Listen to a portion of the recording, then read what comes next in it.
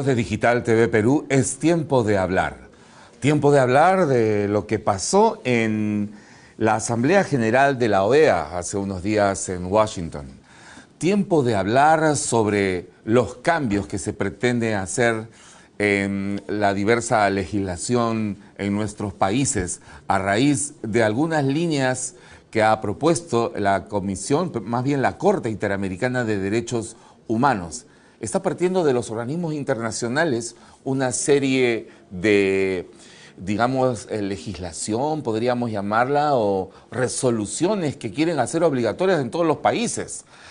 Vamos a conversar de esto con Cristian Rosas, vocero de Con mis hijos no te metas, politólogo y un activo participante también en la Asamblea. Cristian, bienvenido nuevamente a Tiempo de Hablar. Muchas gracias, Reinaldo, por la invitación. Y para hablar de un tema tan importante, efectivamente, la semana pasada se celebró la 48ª sesión de la OEA. Y en esta sesión se tuvo, como siempre, la participación de la sociedad civil, los jefes de las delegaciones de los estados y la OEA, la Asamblea, donde se votan resoluciones que son reiteradas una y otra vez, pero que en los últimos años se ha insertado términos ideológicos que no se contemplan originalmente en la creación de la OEA. Vamos a hablar de esto en la siguiente secuencia de nuestro programa, pero pareciera que solamente fuera pues desde allá en otro nivel de acción política, acción internacional, pero cuando estas resoluciones quieren hacerse obligatorias para los países, pues ahí comienzan los problemas. Vamos a hacer una pausa y luego, al retornar, estaremos con algunas imágenes de lo que sucedió en Washington y la participación de Cristian Rosas y de otros voceros de la sociedad civil de diferentes países de Latinoamérica que se movilizaron hasta Washington. Una pausa y retornamos. Es tiempo de hablar aquí en Digital TV Perú. Todos los años la sociedad civil se organiza y se presenta a través de una inscripción formal en la OEA que dura meses y que implica una aplicación, un registro. Este registro uno tiene que enviar los datos de la organización que representa y una serie de documentos.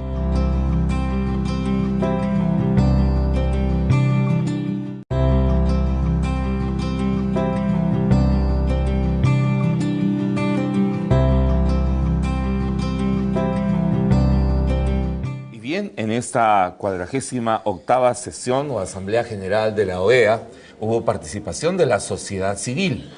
Para hablar de esta participación y de las diversas voces que se escucharon en Washington, estamos con Cristian Rosas, politólogo y vocero de Con mis hijos no te metas. Antes de ver parte de la presentación de Cristian, quiero que me cuentes cómo sucedió esta participación. Muy buena pregunta. Todos los años la sociedad civil se organiza y se presenta a través de una inscripción formal en la OEA que dura meses y que implica una aplicación, un registro. Este registro uno tiene que enviar los datos de la organización que representa y una serie de documentos que lo solicitan. Una vez que es aprobado... Es una participación formal. Es una participación formal, por supuesto. Una vez que la OEA te acepta, te acredita, te da una invitación para que participes en la OEA en la sesión, como parte de la sociedad civil. Se escriben tantas organizaciones sociales, se han escrito en los últimos años, que se forman coaliciones, que son grupos de 10 a más organizaciones de la sociedad civil. Y estos grupos eligen entre ellos un vocero, un representante, que va a dar la postura del grupo. En este caso, hubieron 8 representantes de los grupos pro vida y pro familia en la OEA. Si multiplicamos por 10, sería de 80 ONGs pro vida y pro familia del continente latinoamericano. ¿Es la primera vez que se ha presentado esa cantidad? En realidad, es la primera vez que se presenta tremenda cantidad. Ha sido una avalancha social en esta ocasión. Que es como una respuesta a lo que está sucediendo. Por supuesto. ¿No es cierto? Y del lado de los falsos derechos, ¿no? Los derechos ideológicos, los derechos inventados, los privilegios, han existido 4 voceros, que se podría decir una representación de 40 grupos y organizaciones. Entonces, se puede concluir que la participación de la sociedad civil pro vida y pro familia ha duplicado los esfuerzos continentales de la agenda ideológica de género. Y esa Y aborto. Claro, ¿y esa elección es al azar? Bueno, muy buena pregunta. Los grupos se inscriben. Digo la de los voceros, ¿no? Como tú. No, o sea, los grupos se inscriben Ya. y una vez inscritos eligen un vocero. Uno puede inscribirse en cualquier grupo, aleatoriamente. Uno elige. Por ejemplo, Salud, claro, pero ellos eligen un vocero que representa la voz de todos los inscritos. Puede ser que alguien discrepe, que sea, en el caso mío, que yo haya sido el vocero, pero finalmente la mayoría prima. Entonces se hace una mesa de discusión, se habla y después se tiene un resumen y este resumen se presenta en la participación de la sociedad civil, ¿no? Bien. Delante de los jefes de Estado delegados, claro, ¿no? De las delegaciones. Claro, estaba el pleno ahí, se ve en el video que vamos a observar a continuación la presentación de Cristian Rosas en esta Asamblea General de la OEA como parte de las voces de la sociedad civil. Veamos. Incluyendo a nuestros opositores, detrás mío, visibles, es que todos tenemos derechos que son humanos, no por nuestra atracción o creencia religiosa o identidad, no, sino por el sencillo hecho de ser humano. Y nuestra dignidad es inherente, inviolable, inalienable y universal. Estos conceptos provienen de ese reconocimiento, no otorgación ni dación del hombre, ni del Estado, ni de la Iglesia, sino el simple reconocimiento de quienes somos y que nuestro valor es absoluto por siempre. Muchas gracias. Bueno, como vemos y escuchamos, reiterados aplausos luego de la presentación de Cristian. Vamos a hacer una pausa y retornamos para ver el significado de toda esta participación masiva de la sociedad civil. No solamente se escucharon estas voces, sino todas las que debían expresarse, porque así debe ser, pues, democrático. Todas las voces hay que escucharlas. Así es. Y luego, pues, ponderar y ver qué es lo mejor para nuestra sociedad. Una pausa y retornamos. Es tiempo de hablar.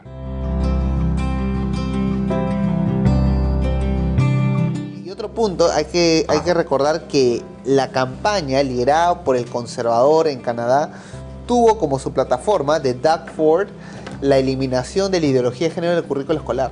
¿Ah, sí? Claro, esa era su principal promesa de campaña. Y Ese su lema, con mis hijos no te metas Canadá. claro, y su lema era help has come, la ayuda ha llegado, para abolir la ideología de género del currículo, para eliminar la agenda progresista, ¿no?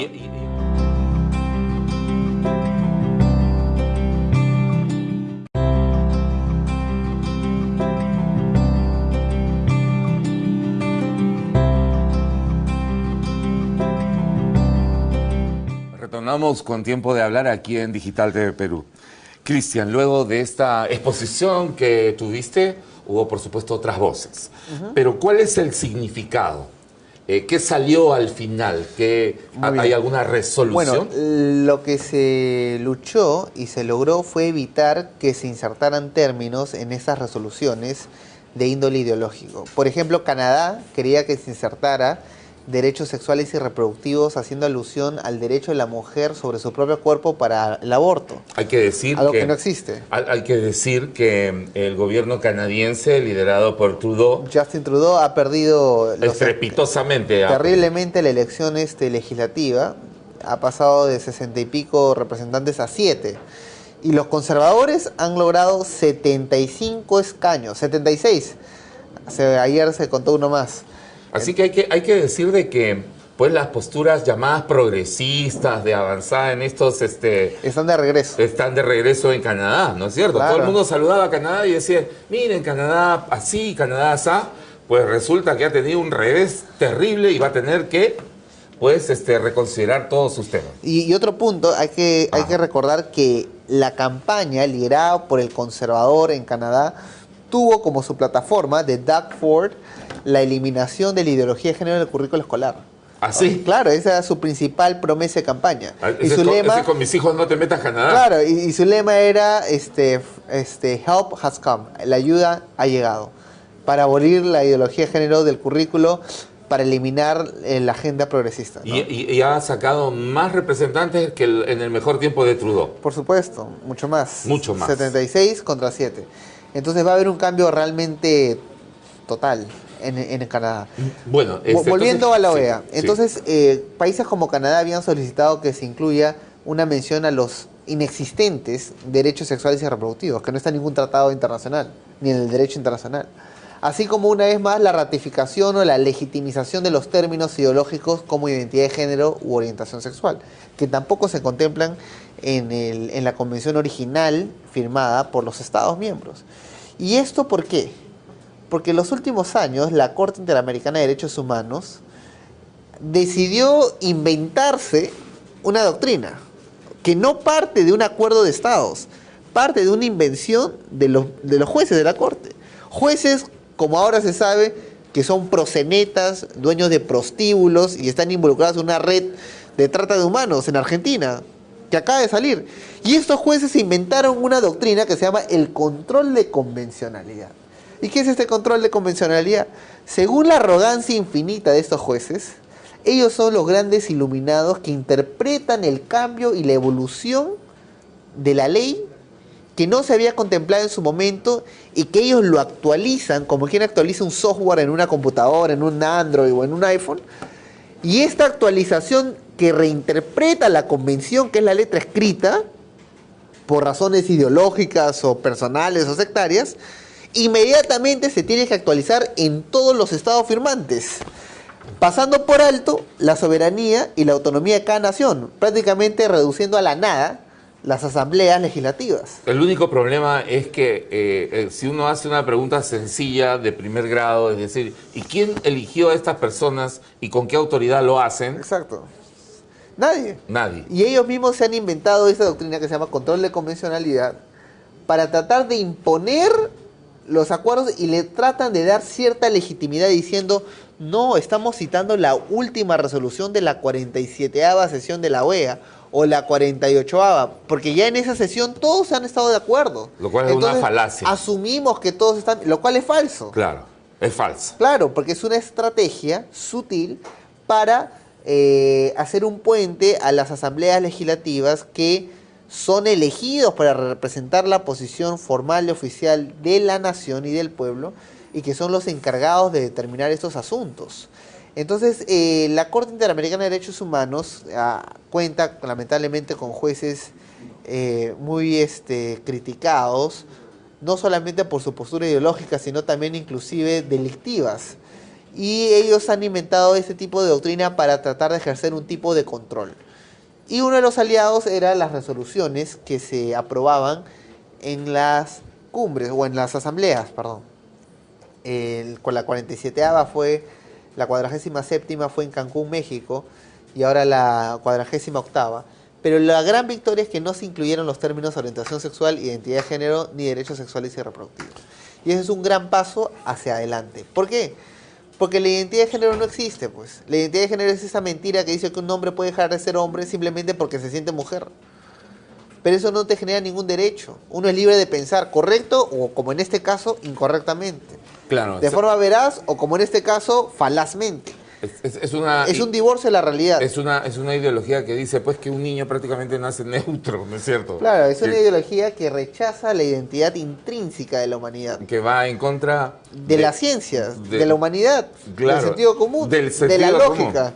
Común. Sin citar, por supuesto, ningún principio religioso, pero eso es lo que está ocurriendo. Ahora, lo que está pasando es que estas resoluciones de organizaciones y de organismos como esta Corte, y también ocurre en la ONU que comisiones menores emiten resoluciones, opiniones, y tratan de que estos sean cumplidas por los estados en todo el mundo, sobre sus constituciones, sobre sus leyes. Y entonces esto, ¿qué es lo que está produciendo? Pues todo este desorden, claro, desastre. es que cuando ¿no es se cierto? firma la convención, uno lo firma de buena fe, el contrato, que es la convención, lo que se acuerda. Pero ¿cómo va a cambiar un contrato en el tiempo? A través de esta inventada doctrina que se llama control de convencionalidad, un grupo se siente lo suficientemente iluminado para tratar de explicar lo que no dice y agregarle términos que nunca han existido, conceptos que nunca se consensuaron, que nunca se le han preguntado a los estados partes.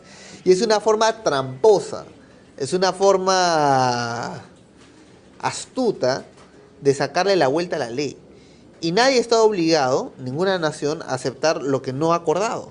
Eso nunca fue acordado por ningún Estado. Esos son potestades que nunca se le fue delegada a la Corte. La Corte tiene la obligación de juzgar en función al criterio básico y elemental que está escrito en la ley, la letra escrita. Pero con esta convención, entonces, los jueces tienen esa superdotación intelectual de poder interpretar e ir más allá de lo que está escrito. Tratar de decir qué es lo que quiso decir lo que no existe. Y esto genera la polémica en todo el mundo, porque es un exceso de poder, prácticamente un poder infinito, que está por encima del Estado, del presidente, del Congreso, del Poder Judicial. Deberíamos decir claramente que esta es una posición ideológica y cada uno tiene derecho, pues, de tener, digamos, la ideología que le parezca bien, ¿no es cierto? Pero para poder imponerla, para poder lograr que sea generalizada, pues tiene que haber discusión, tiene que seguir, digamos, todo el proceso que se hace en los diferentes países o inclusive también en los organismos internacionales. Pero eso no está sucediendo. 3 o 4 quieren mandar sobre toda la América y todo el mundo, en realidad, al introducir estas resoluciones. Claro, son atributos que nunca lo han tenido y que pretenden arrogarse y que de cierta forma ha estado pasando de manera desapercibida en los últimos años. Por ejemplo, en la Convención claramente dice que se defiende el derecho a la vida desde la concepción. Eso está en la Convención, está clarísimo, ¿no es cierto? En la Convención Americana sobre Derechos Humanos. Después de mucha discusión y después de todo. Se protege a la vida desde la Concepción. ¿Y por qué? ¿Por qué? A ver, buena pregunta. ¿Por qué?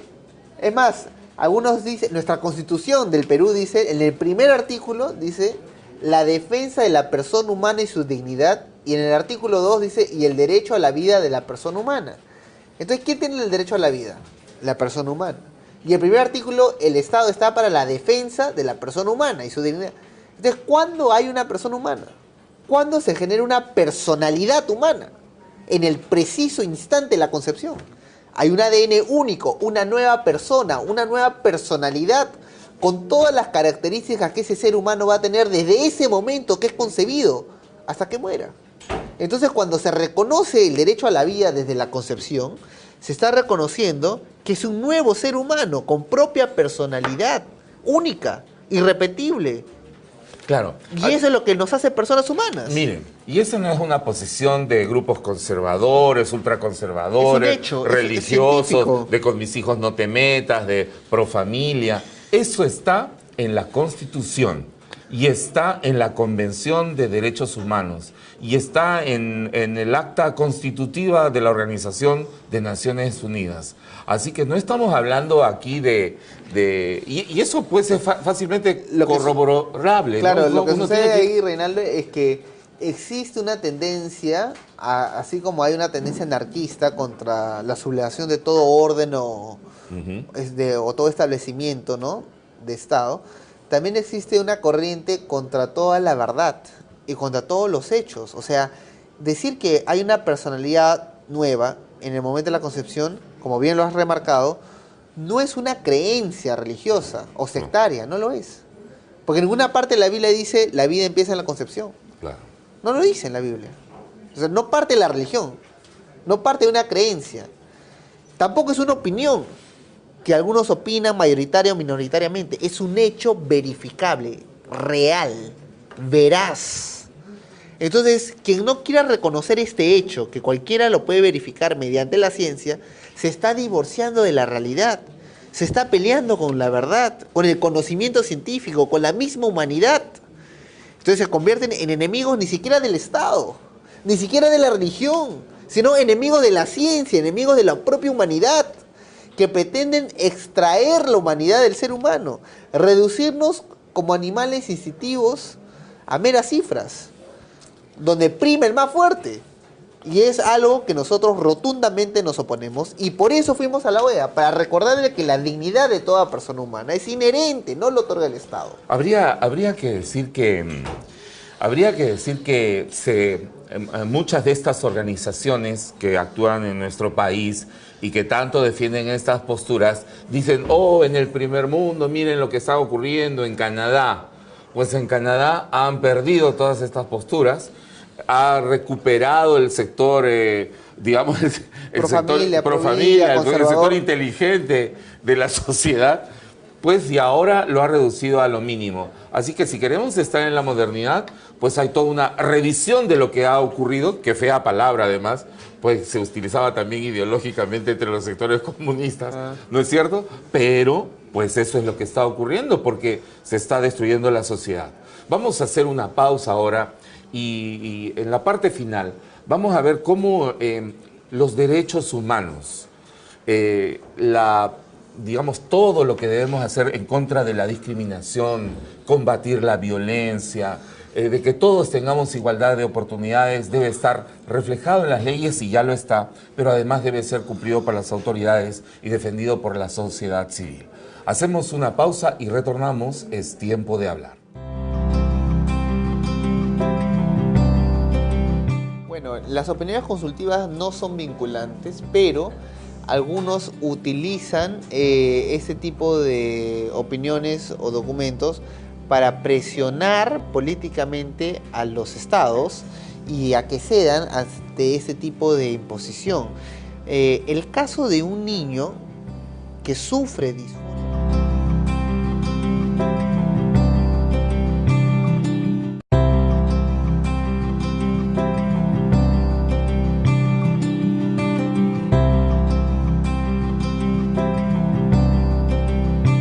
Bien, es tiempo de hablar aquí en Digital TV Perú.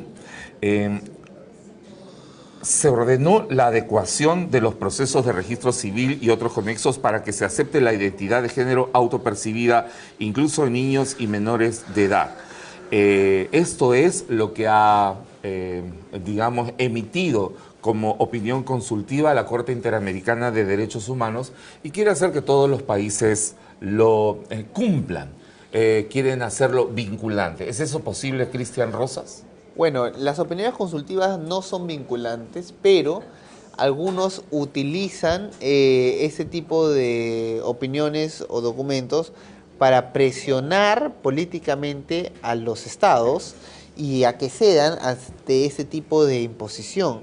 El caso de un niño que sufre disforia de género, como clínicamente se le reconoce, está muy bien explicado en el Manual de Diagnóstico de Trastornos y Enfermedades Mentales de la Asociación Americana de Psiquiatría del año 2015, hace 3 años, donde explica que en el 98% de casos de las niñas que tienen disforia de género, lo superan de forma natural pasando la pubertad y la adolescencia. Y en el caso de los hombres también, en el 88% de los niños que sufren disforia de género, confusión de identidad, lo superan naturalmente pasando la pubertad y la adolescencia. Es por eso que el Colegio Americano de Pediatras sacó un informe liderado por el doctor Paul Mayhew. ¿Quién es el doctor Paul Mayhew?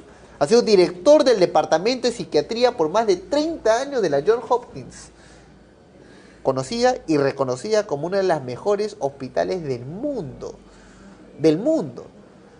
Nombrado y laureado por muchos como el padre de la psiquiatría moderna.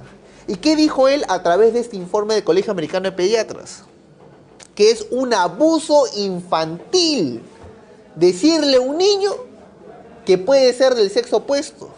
Y lo ha definido con términos propios. De hecho, la ideología de género daña a los niños. Es un abuso infantil porque se le está mintiendo sobre su identidad y se le está promocionando una disforia de género como si fuera algo normal.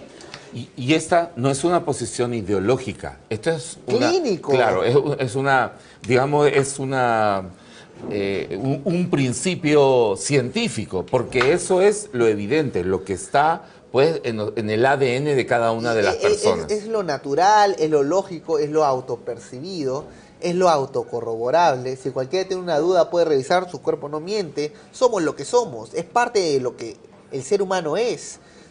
Tenemos una identidad binaria, o somos hombres o somos mujeres, pero el ser humano es hombre o es mujer. Pero con esta falacia, esta mentira, esta ideología que se pretende imponer, se pretende confundir a los menores, a los niños, a nuestros hijos, diciendo que realmente no son lo que son nada y que se pueden construir a sí mismos como mejor les plazca. Este tipo de mentira y maniobra que pretende destruir la identidad de nuestros hijos para reconstruirlo a la imagen y semejanza de ideologías es lo que nosotros rotundamente nos oponemos como con mis hijos no te metas. Y por eso tenemos la consigna, el objetivo, la meta, la decisión resueltamente de erradicar la ideología de género del Perú, del continente y del mundo. Ahora, lo que dice, digamos, un sector también de la opinión es que lo que hay que defender es la no discriminación a los grupos homosexuales, ¿no? LGTBIX, ¿no? Que todos tienen derecho a expresarse, todos tienen derecho a vivir, Claro. todos tienen derecho a poder... Y lo tienen. Y lo tienen. Claro, ya lo gozan. No estás en contra, o sea, las posiciones... No, por supuesto que no. Todo ser humano tiene libertad a pensar y a expresar lo que piensa. Ahora, ¿se debe A proteger creer a y estos grupos? expresar lo que cree. Y a todo ser humano se le protege por su condición humana. No se le protege a un ser humano por su postura política, o su atracción gastronómica, o deportiva, o sexual. Esto no te genera ningún tipo de privilegio ante el Estado. Todo ser humano tiene el mismo valor invariable, desde la concepción hasta la muerte. Absoluta, inalienable y universal. Por el solo hecho de ser humano. Y es lo que nosotros recordamos, que nuestros derechos no son consecuencia ni dádivas de alguna conquista social. No, nuestros derechos se dan por el reconocimiento de nuestro valor inherente e intrínseco, una dignidad que antecede y trasciende el Estado y la Iglesia, y que el Estado solamente puede reconocer para proteger. Y en esa protección de nuestros derechos también está el derecho a la libertad de pensamiento y la libertad de expresarlo. La libertad de creer y la libertad de expresar lo que uno cree. Bien o mal, correcto o incorrecto, verdad o mentira, uno es libre. Entonces las personas con atracciones homosexuales tienen la libertad de expresar sus sentimientos, correctos o incorrectos para algunos. La acusación que hacen algunos es de que esta posición firme, digamos, principista, limita y agrede las posiciones de defensa, digamos, de los LGTBI y de estas posiciones más liberales. Esas son posiciones a veces desinformadas, ¿no? Porque no existe grupo alguno que defienda la dignidad de todo ser humano como con mis hijos no te metas. Nosotros le reconocemos un valor absoluto a todo ser humano, incluyendo aquellos que tienen atracciones homosexuales o confusión de género o disforia de género. O sea, más allá de las preferencias Por sexuales. supuesto, porque nosotros recordamos que su valor no es consecuencia de una atracción o una confusión. Ahora, es inherente, es intrínseco. Ahora, el no reconocimiento, por ejemplo, o el estar en contra del matrimonio homosexual, ¿no es agredir el supuesto derecho de estas personas o el derecho de estas personas a formar hogar, digamos? Lo que pasa es que no hay el derecho de los seres humanos a tomar otras vidas como medios de realización. O sea, la familia no es una construcción ni siquiera social, ni política, ni cultural. O sea, la familia es un elemento natural. ¿Cómo sabemos quién es tu familia? Examen de ADN, quién es tu padre y tu madre. Todo ser humano que respira y está mirando este programa proviene de un padre y una madre. Eso es imposible de poder modificar. Todo ser humano proviene de un padre y una madre. Esa es la familia natural. Ahora, por muchas razones en la vida, a veces uno no convive con sus padres y madres naturales. Y eso se da por diferentes situaciones, ¿no? A veces hay muertes, divorcios, separación, a veces el niño se queda huérfano. Y en esas condiciones, por ejemplo, de orfandad, es el niño que tiene el derecho a recuperar lo que perdió. ¿Y qué perdió un niño? Un padre y una madre. O sea, ni siquiera existe el derecho a adoptar. Es el derecho del niño a recuperar lo que perdió, un padre y una madre. Entonces la familia, en todos sus, desde la perspectiva que uno lo vea, es una institución natural. Ahora, se tergiversa esto cuando se visualiza al ser humano no como el fin supremo del Estado, sino como un medio de realización. Entonces se vienen con excusas jalá de los cabellos, ¿no? Dice, bueno, el niño que está sin comer o está pobre, mejor déselo a 2 hombres o a 2 mujeres o a 3 hombres o a cualquier combinación. Pero bajo esa lógica materialista, uno podría decir, ay, se mueren 30.000 niños al día en África por hambre, a que estén muertos, mejor los convierto en mis esclavos. Pero no es así, porque la materia no te da justificación, lo material no justifica la apropiación de un ser humano como medio de realización, no. El ser humano tiene un fin supremo, es por eso que se habla de los derechos superiores del niño. Que eso sí deben ser defendidos. Por supuesto que y sí, protegidos. por supuesto que sí. Claro. Entonces no existe el derecho de 2 hombres a que se les reconozca como familia para poder Para tener autosatisfacerse. un niño ellos, como claro. medio de realización. Claro. Por eso es que hay parejas homosexuales como Dolce y Gabbana de Italia que son muy claros al decir que las parejas homosexuales Los de la famosa no marca de ropa. requieren Ajá. niños ni ser reconocidos como familia. Los famosos diseñadores Dolce y Gabbana. En un reporte que leo acá de la OEA dice que un bloque que estaba integrado por las representantes de Estados Unidos, Canadá, México, Colombia, Brasil y Argentina, Uruguay y Chile querían insertar una mención a este acto de la Corte como si tuviera carácter normativo, ¿no es cierto? Claro. ¿No? Y que hubo una oposición de un grupo pequeño de países como Paraguay, Guatemala y Santa Lucía, apoyada sorprendentemente por el gobierno socialista de Bolivia. Interesante. Interesante, ¿no? Claro. ¿No? Digamos, tuvieron una objeción y por eso esto quedó en stand-by, ¿no es cierto? Pero, digamos, en cuanto a las llamadas derechos sexuales y reproductivos, que más bien tiene que ver con aborto. Claro, ¿no? primero que todo, no existe en eso ningún tratado internacional. Es un término inventado. Así como orientación sexual, identidad de género. Solo que suena bien. Claro, a cualquiera suena interesante, ¿no? Como la palabra también orientación sexual, identidad de género. Pero no existen, porque esos son derechos inexistentes que camuflan el supuesto derecho de la mujer sobre su propio cuerpo. Y claro que tiene derecho sobre su propio cuerpo, pero no sobre un cuerpo ajeno como su hijo, que realmente depende por 9 meses del cuidado de su madre, pero tiene una personalidad única con un ADN único, que es irrepetible, es una nueva persona con personalidad propia. Uh-huh. Bueno, hay una declaración de México firmada por casi 1 millar de legisladores de todo el continente en que se alerta la indebida injerencia del sistema interamericano de derechos humanos en materias fundamentales como discusión amplia y democrática que debe darse en el legislativo de cada país. Así es. ¿No es cierto? Así es. ¿Y cuál ha sido el temperamento en Washington sobre este tema? Bueno, lo importante es que ha habido un despertar social, ¿no? Y cuando hay un despertar social, como se ha visto en la participación de la sociedad civil en la 48ª sesión de la OEA, eso tiene repercusiones efectivas inmediatas. Y esa es la representación directa ante un organismo internacional, dando a conocer cuál es la prioridad del pueblo. Y esto a su vez repercute en la representación política de su nación.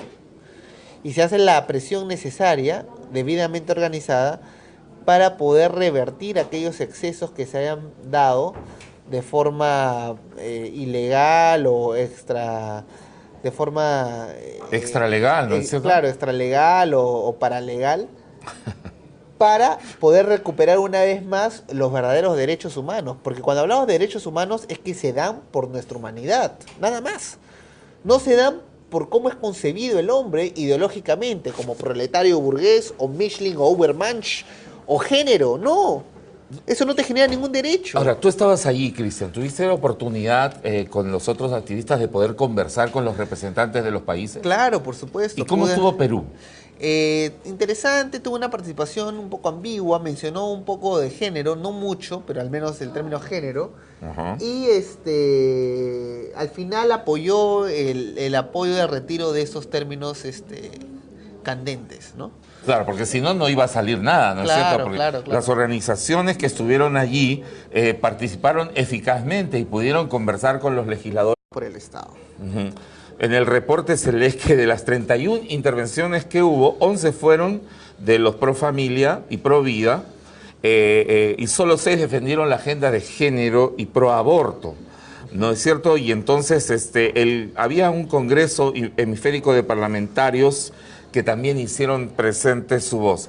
Digamos entonces en términos generales y haciendo una evaluación, ¿cuál sería esta? Que se podría decir que es el inicio, el fin de la ideología de género en los estamentos internacionales, al menos del continente, ¿no? Aunque no se canta victoria de lo sucedido en Washington. No, por eso digo el inicio del fin, ¿no? O sea, la victoria no es un suceso que ocurre de un día a otro, claro. ¿no? La victoria es un proceso. Y el proceso empieza en el momento que un grupo o una persona, para empezar, resuelve en su corazón no ser indiferente frente a las injusticias y de hacer todo lo que está en su alcance para revertir esas injusticias. Y eso es exactamente lo que ha ocurrido. No la participación de uno, sino de 80 a más organizaciones que se han tomado el trabajo de escribirse, viajar, pagar su vuelo, tener los voceros representantes y hacer oír su voz. Y esto es una motivación para que los demás países en otros continentes vuelvan a fijar su mirada en aquello que es eterno, como la verdad y la justicia. El gran resultado, la gran victoria es haber roto la apatía, o la indiferencia, o el fatalismo, o el pesimismo, que muchas veces se disfraza de realismo, pero a la larga lo que evita es la reacción que se fundamenta en una noción clara de la moral y que se manifiesta a través de nuestra conciencia.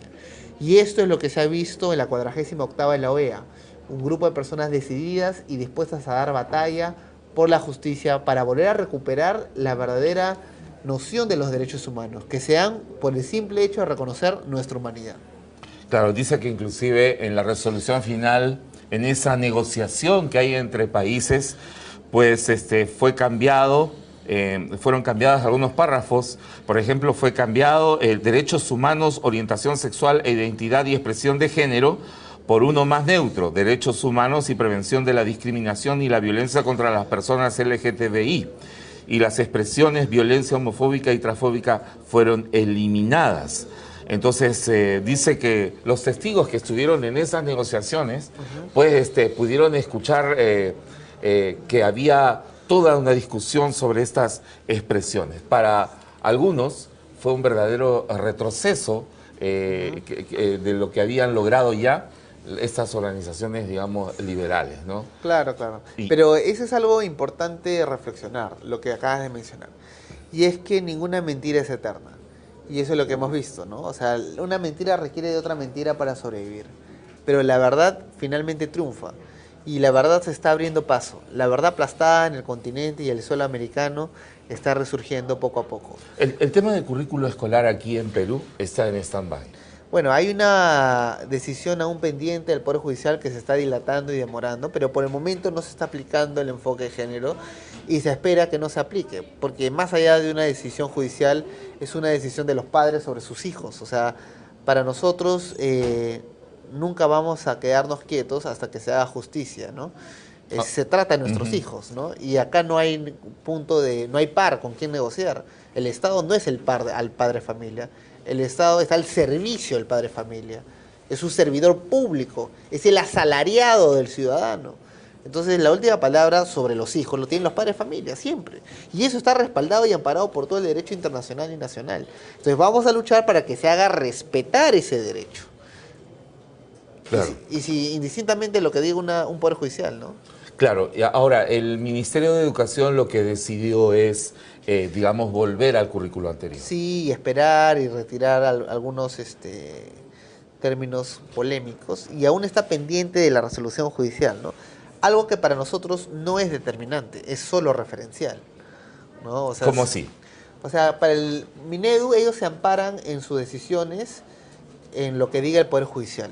En una analogía, tratan de imitar y replicar lo hecho por Poncio Pilato, ¿no? Se lava las manos y dice, bueno, ustedes han decidido, yo aplico. Pero para los padres de familia y la postura de con mis hijos no te metas no es esa. Para nosotros es anecdótico lo que puede decir el Poder Judicial. Porque el Poder Judicial o el Estado peruano nunca jamás va a tener más derechos sobre nuestros hijos que los propios padres de familia. Entonces, ¿qué sucede si al final la resolución es contraria o adversa a los derechos de los padres de familia? Claro. ¿Volveremos a marchar, pues? Una vez más, sacaremos una nueva ley, haremos algún tipo de estrategia enfocada donde se tiene que hacer presión, pero bajo ninguna circunstancia nos vamos a rendir. Por eso nuestro lema dice prohibido rendirse. Es la victoria plena o nada. O es la justicia para todos o no hay justicia para nadie. Entonces nuestro compromiso es completo, integral, total y real, ¿no? Y nuestra motivación es el amor por nuestros hijos. Difícil veo que haya otro poder más fuerte que pueda hacer frente al amor de un padre por sus hijos. ¿Cómo ve con mis hijos no te metas la actuación última de digamos, de este nuevo gabinete, de gobierno que ha asumido el Mira, presidente Vizcarra? este gobierno del presidente Martín Vizcarra ha respetado la narración, la narrativa política de los derechos humanos de forma clásica. Ya no menciona ni hace alusión a los términos ideológicos de orientación sexual, identidad de género, derechos sexuales y reproductivos, entre otros, o violencia de género. Ha rectificado la postura previa y ahora se refiere a los ciudadanos peruanos como lo que somos, hombres o mujeres, derechos humanos. Y eso es un gran avance retórico o narrativo. Ahora es necesario que eso se traduzca de forma política también. Y estaremos vigilantes y pendientes que no vuelva a resurgir la infiltración de estos términos ideológicos en el Estado peruano a través de los gobiernos de turno. Claro. Algunos analistas, como Beatriz Mejía, por ejemplo, señala que aún este lobby internacional millonario, ella lo califica así, de un nuevo orden mundial, continúa pues presionando a los gobiernos a través de los organismos de apoyo internacional. Claro, claro. A ver, existe una corriente política que se llama el globalismo, ¿no? O sea, no solamente como teoría, sino como corriente política. Por ejemplo, George Soros es uno de los grandes exponentes del globalismo, lo que algunos le llaman el nuevo orden mundial, pero es frontal en su apreciación. Y salió un artículo en el New York Times hoy, donde Soros dice, todo lo que pudo haber salido mal, no salió mal. Todo. Ganó Trump, la población despertó o ha reaccionado, los nuevos grupos, pero a pesar de todos estos reveses, seguiré luchando. Ya he destinado 85 millones de dólares más para tratar de dar la pelea en contra. Lo cual es manotazos de ahogado, porque ya el propio George Soros se ha tenido que ver obligado a mudarse de Hungría, donde tenía su sede, porque ganó un presidente cristiano. Y un primer ministro ha levantado los impuestos para tipo de ONGs antihumanos y ya se ha tenido que mudar, se ha ido a Austria. En Estados Unidos ha perdido todo, Trump ha ganado. Y él dice, todo lo que hemos luchado tan arduamente, Trump lo está destruyendo en meses.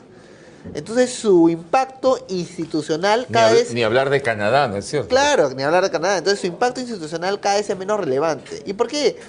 Porque él ha sembrado sobre la mentira y la mentira no es eterna. La mentira requiere de otra mentira para sobrevivir y ya la población mundial se está dando cuenta. Hay un despertar universal que busca defender sus derechos humanos y pelea para que se haga respetar esos derechos, ¿no? Entonces, felizmente, en el caso de Soros, él mismo reconoce que todo lo que pudo ocurrir malo les ha ocurrido, algo que para nosotros es más bien todo lo bueno está comenzando a suceder, ¿no? Él quiere seguir dando la batalla, está en todo su derecho, y nosotros también seguiremos dando la batalla. Y creo que la gente también en esta, al nosotros escuchar tu voz y al escuchar las diversas voces, porque aquí en Tiempo de Hablar nosotros damos pues paso y damos voz a las voces que se escuchan poco o que no se escuchan, pues para poder dilucidar que hay una discusión ideológica, ¿no es cierto? Hay una discusión ideológica y no se debe imponer. Si es que hay cosas, hay que discutirlas, hay que ponerlas en el Congreso, hay que discutirlas. Si alguien quiere cambiar la ley, la Constitución, pues que lo haga. Claro, así es. El artículo de George Soros salió en Washington Post, hoy, Washington Post. Entonces, para cualquiera que lo quiera leer, donde reconoce que todo lo malo les ha ocurrido. Bueno, gracias Cristian Rosas por estar con nosotros y por este reporte al contarnos lo que sucedió en Washington en esta Asamblea General de la OEA. Y ha sido Tiempo de Hablar aquí en Digital TV Perú. Muchas gracias por la atención. Reinaldo Aragón les agradece. Hasta la próxima, aquí en Tiempo de Hablar.